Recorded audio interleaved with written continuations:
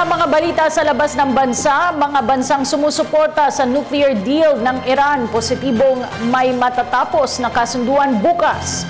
At mga leader ng iba't ibang bansa dumalo sa libing ni Singapore founding Prime Minister Lee Kuan Yew. Ang mga detalye sa Globalita ni Edwin Eusebio. Dumagsa ang mga world leaders sa Singapore sa State Funeral o libing sa kauna-unahang punong ministro nito na si Lee Kuan Yew. Dinadakila sa rehiyon ng Asia si Lee kung saan nais matularan ng mga leader ang tanging tagumpay sa pamumuno ni Lee. Sa Bangkok, Beijing, Jakarta at iba pang kapitolyo ng Asia, si Lee Kuan Yew ang nagsilbing huwaran para sa mga leader. Nais na mga itong matularan ang tila mahikad na nagawa ni Lee Kuan Yew sa pagpapaunlad sa Singapore. Para kay dating Thai Prime Minister Anand Panjarachun, malaking kawalan si Lee Kuan Yew. Sinabi naman ng dating US Ambassador sa Asian Development Bank, Curtis Keane, maraming leader sa Asia ang nabigong magaya ang halimbawang iniwan ng Singapore icon.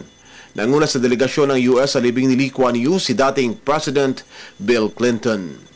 Tiwala ang dalawang foreign ministers na tumutulong sa negosasyon sa nuclear deal sa Iran na mabubuong kasunduan bago ang deadline ngayong Martes.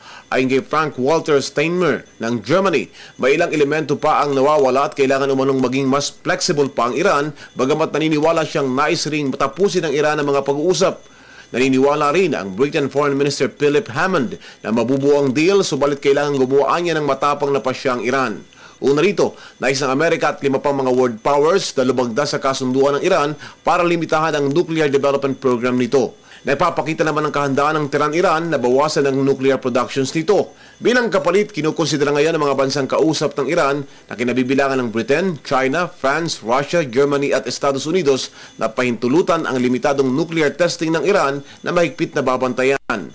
Kondisyon din na ang nuclear test nito ay para sa medical purposes na ginagawa sa underground facility ng Tehran na tinatawag na Fordow. Para sa Telebisyon ng Bayan, Edwin Eusebio.